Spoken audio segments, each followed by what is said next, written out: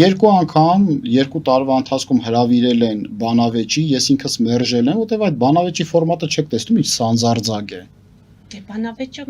Չէ, դա բանավեճը ունի կանոններ, բանավիճելու կանոններ կա, ես երբևիցե շուկայական մակարդակի բազարների մեջ աշխատում եմ չմտնել, որտեղ աղաղակի մեջ ճշմարտությունը կորսվում է։ Եթե պետք է մարդը գնա իր տեսակետը արտահայտի եւ ինչ որ կիսագրագետներ իրան ծաղրու ծանակի ենթարկեն, ինչի է նման դա։ Թող հարցազրույցի կանչեն գնամ։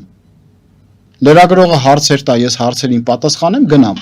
Իսկ բանավեճերի կընտրեմ, երբ գնամ, նախընտրական process-ների ժամանակ կուսակցությունների ղեկավարների հետ գուցե կմտածենք, մեր քաղաքախորհուրդը կորոշի։ Հիմա այդ երկու հրավերն ա եղել, որ պետք է կանչեին այդ խայտարակությանը մերժել եմ։ Ոնց որ Գարեգին Միսկարյանին վերջերս կանչեցին, մարդը գնացել է իր տեսակետն ասում, աչի ձախից հարցակվել են, ծաղրում են։ Ինչ իրավունք ունես ծաղրես մարդու տեսակետը, դու ով ես։ Ասում է ապագա ընտրությունները սահմանադրական կոնցեպտի շուրջ է գնալու, ծաղրու ծանակի են ենթարկում, ինչու,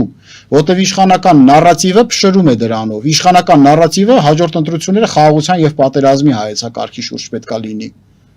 Բայց այնքան դատարկ են, որ չեն հասկանում, որ Հայաստանի Հանրապետությունում չկա adekvat գոնե մեկ, գեթ մեկ քաղաքական ուժ, որ պատերազմ ուզենա։ Պատերազմ ուզենում են միայն հոգեկան հիվանդները։ Դե բնակ։ Հիմա եթե ես ասում եմ, որ քո ճանապարհը տանում է աղետի,